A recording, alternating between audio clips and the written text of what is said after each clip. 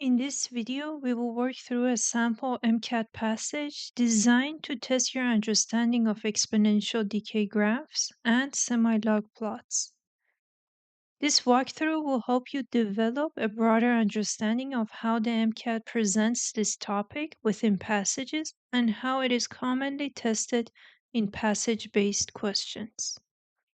To get the most out of this practice, pause the video to read the passage, create a quick passage map, and answer the questions on your own before reviewing the solutions. Good luck, and let's begin.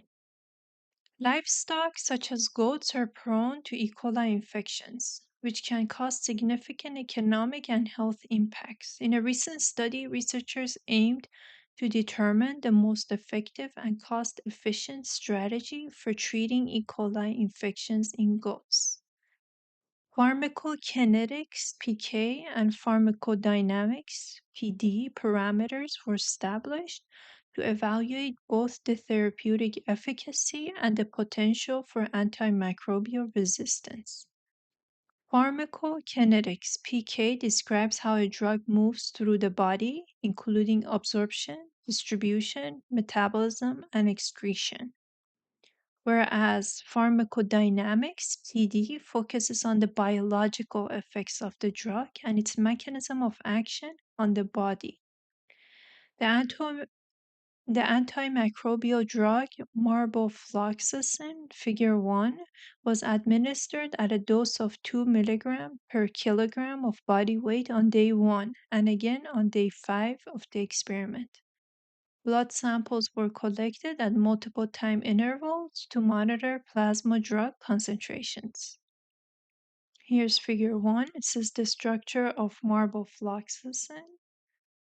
Semi-logarithmic plots of mean plasma concentration versus time for both day 1 and day 5 are shown in figure 2. Figure 2 says semi-log plot of mean plasma concentration time at day 1 and day 5. The slope of day 1 curve was negative 3.38, while the slope for the repeat dose on day 5 was negative 2.41. These semi-log plots follow the general equation ln of AT is equal to minus KT plus ln of A0, where ln AT and ln A0 represent the natural logs of the final and the initial drug concentrations respectively. Here K is the elimination constant and T represents time. Question number 1. Which of the following would result in a steeper downward slope for day 5 plot? Answer choice A says administering a higher dose of the drug. Answer choice B says increasing the clearance rate of the drug. Answer choice C says increasing the drug's duration in the body. And answer choice D says increasing the initial concentration of the drug. Here's question number 2. It says, what is the half-life of the drug in day 1 plot based on figure 2? 3 hours, 1 hour, 0.2 hours, or 0.9 hours? Here's question number 3. It reads, which of the following changes will not affect the slope of the graph shown in figure 2? Answer choice A, decreasing the initial dosage of the drug. Answer choice B, using the drug with a shorter half-life. Answer choice C, faster kidney excretion of the drug. Answer choice D, impaired liver function. Here's question number 4. Which of the following information cannot be extrapolated from figure 2? Answer choice A says the half-life of the drug. Answer choice B says volume of distribution of the drug. Answer choice C says the initial concentration of the drug. And answer choice D says the decay constant of the drug. On this slide, we're going to break down the passage and analyze it step by step. The first paragraph reads, livestock such as goats are prone to E. coli infections, which can cause significant economic and health impacts. In a recent study, researchers aimed to determine the most effective and cost-efficient strategy for treating E. coli infections in goats. This opening paragraph is simply an introduction. It tells us the main goal of the study, but it doesn't give us any scientific details or background knowledge that we've seen before. So we note the purpose and move on. The next paragraph says pharmacokinetics (pK) and pharmacodynamics (PD) parameters were established to evaluate both the therapeutic efficacy and the potential for antimicrobial resistance. Pharmacokinetics (pK) describes how a drug moves through the body, including absorption, distribution, metabolism, and excretion, whereas pharmacodynamics focuses on the biological effects of the drug and its mechanism of action on the body. This paragraph, this section introduces PK and PD. This is new information, so all we need to do here is to take note of where it appears in case a question comes up. We can refer back to it later if a question asks. Then the paragraph continues. It says the antimicrobial drug Marbofloxacin, figure 1, was administered at a dose of 2 mg per kilogram of body weight on day 1 and again on day 5 of the experiment. Blood samples were collected at multiple time intervals to monitor plasma drug concentrations. So here they introduce the drug used in the study and give us a brief overview of the experimental procedure. Again, this is new information, so we just note it and move on. Figure 1 shows the structure of the drug, but we don't need to analyze the structure right now unless a question asks us to do. The next paragraph reads, semi-logarithmic plots of mean plasma concentration versus time for both day 1 and day 5 are shown in figure 2. So now they introduce figure 2 and confirm that is a semi-log plot, a concept we've already covered in this lesson. So you don't need to study the figure in detail yet. We can come back to it when a question requires it. Then the passage continues with the slope of the day 1 curve was negative 3.38, while the slope of the repeat dose on day 5 was negative 2.41. These semi-log plots follow the general equation of ln AT is equal to minus KT plus ln of A0, where ln AT and ln A0 represent the natural logarithms of the final and initial drug concentrations. Here K is the elimination constant and T represents time. So here they give us the slopes and the linear semi-log equation. This is some information we've already learned. So we take a mental note that at least 1 or 2 questions will probably involve this formula or the slope. So in summary, the main purpose of the passage is to describe how marbofloxacin behaves and is used as an antimicrobial drug to treat livestock. Now that we have a better understanding of the passage, let's move on to the questions. So here's question number 1. It reads, which of the following would result in a steeper downward slope for day 5 plot? So what is this question really asking us? It's asking us to figure out which answer choice would make the slope of the graph become steeper.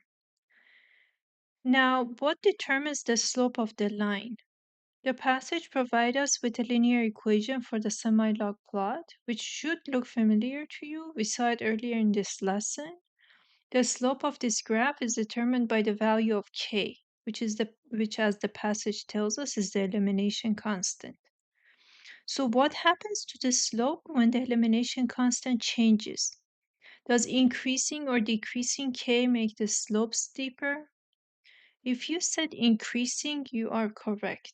A higher elimination constant means the drug is being removed faster, which makes the slope of the semi-log plot more negative or steeper.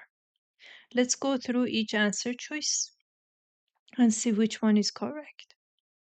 Option A says administering a higher dosage of the drug. Does giving a higher dose increase the elimination constant? What do you think?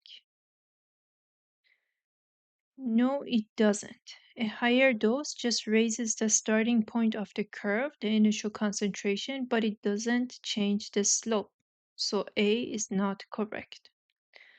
Our answer choice B says increasing the clearance rate of the drug. This one is correct. The clearance rate and the elimination constant are directly related. Increasing the clearance rate increases K, which means the drug leaves the body faster and the slope becomes steeper. So this option B sounds correct. Option C says increasing the drug's duration in the body. This is the opposite of what we're looking for. A longer duration means the drug stays in the system longer, which means the value of K is smaller and the slope becomes flatter. It doesn't become more steep. And option choice D says increasing the initial concentration of the drug. This just raises the graph upward, but it doesn't affect the slope. The rate at which the drug is eliminated remains the same. So this is also not correct. The correct answer is option B, increasing the clearance rate of the drug.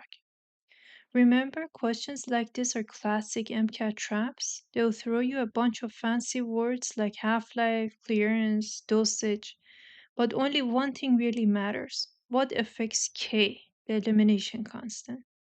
Once you focus on that, you'll never get lost in the details again. So here's question number 2. It says, what is the half-life of the drug in day 1 plot based on figure 2? This question is asking us to determine the half-life of the drug based on the information provided in figure 2 and in the passage. What equation do we need to solve this? We know that K represents the slope of the graph, and the slope of the semi-log plot for day 1 is given as minus 3.38. Now, how do we relate the decay constant K to half-life? If you said K is equal to ln2 divided by T1 half, you are right. And then once we rearrange this equation, it gives us T1 half, for the half-life, is equal to ln2 divided by K. Next, let's plug in the values. So we have T1 half, for the half-life, is equal to 0.693 divided by 3.38. The negative sign in front of 3.38, that just tells us that it's a downward slope of the curve, so we can ignore it for this calculation. Since we don't use calculators on the MCAT, we will need to round the numbers to make things so much easier for ourselves. So we can round 3.38 to 3 and 0.693 to about 0.7. So T1 half is equal to 0.7 divided by 3, or it's equal to 7 times 10 to the minus 1 divided by 3. That's roughly about 0.2 hours. So on the MCAT, approximating and rounding smartly saves a lot of time and it gets you to the close answer very quickly. So the final answer to this question is option C, 0.2 hours. As you can see, this question was actually quite straightforward. All we had to do was plug in the values into the equation provided in the passage, along with another equation that we already knew from our prior knowledge. The numbers were easy to work with. It allowed us to arrive at the correct answer very quickly. This shows that questions like this are not difficult if we stay focused and apply background knowledge we've already built. With that in mind, let's move on to question number 3 and see how we can answer that question. So question number 3 asked us which of the following changes will not affect the slope of the graph shown in figure 2. So this question is asking us to identify the option that does not affect the slope of the semi-log plot. Remember, the slope of a semi-log decay plot is determined by the value of K, the elimination constant. The passage describes K as the drug's elimination rate constant. So let's go through each option and see which one is correct. Option A says decreasing the initial dosage of the drug, but decreasing the initial dosage of the drug only changes the starting point of the semi-log plot. It does not change the slope, Because the slope depends solely on the elimination rate, therefore, this option has no effect on the slope. In option B, using a drug with a shorter half life does affect the slope. From the decay constant formula, half life and K are inversely related. A shorter half life means a larger K, which makes the line on the semi-log plot steeper, so this option does affect the slope. For option C, a faster kidney excretion increases the rate of drug elimination. This increases K, which steepens the slope. It makes the slope more steep. So this also affects the slope. In option D, impaired liver function slows drug clearance, causing the drug to remain in the body longer. This decreases the elimination rate, which changes K, and therefore it changes the slope as well. So the correct answer is A, because decreasing the initial dosage does not affect the slope of the semi-log plot. Here's question number 4. It read, which of the following information cannot be extrapolated from figure 2? Is it the half-life, the volume of distribution, the initial concentration, or the decay constant? So this question is asking us to determine which answer choice cannot be determined from figure 2. Which one did you pick? If you chose answer choice B, you are correct. To solve this question, we only needed to recall what semi-log plots represent. Even if you had forgotten that, you could refer back to the passage and look at the equation provided. From that equation, you can determine the initial concentration of the drug, the decay constant, and using the decay constant, you can easily calculate the drug's half-life.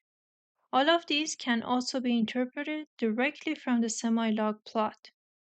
However, the volume of distribution cannot be determined from the plot or from the equation shown. VD requires information about the amount of drug in the body relative to its plasma concentration, which is not provided in figure 2. Therefore, answer choice B is correct. In this lesson, we really broke down exponential decay graphs and semi-log plots. I gave you practice questions with varying levels of difficulty so you can get a feel for how the MCAT might test you.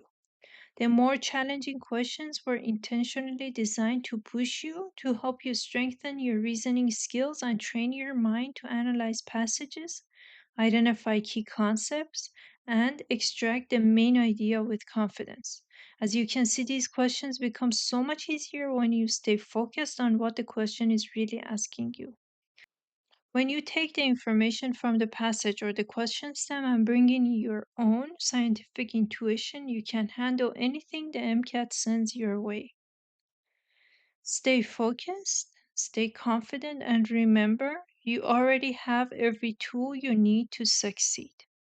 Mastery comes with repetition, and these videos give you exactly the right amount of practice to get you fully prepared for the test day. This concludes the video. I hope you found this practice helpful. Thank you for watching and happy study.